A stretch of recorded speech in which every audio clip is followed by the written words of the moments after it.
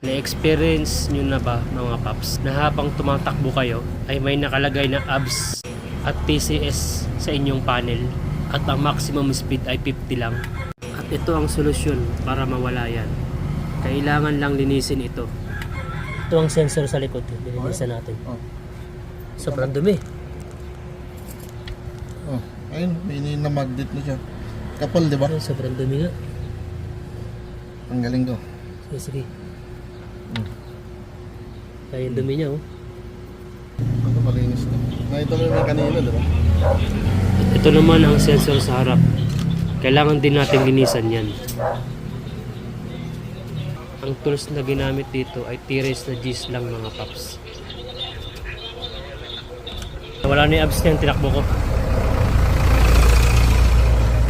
Salamat Boss Charles. Okay na uli ang motor ko.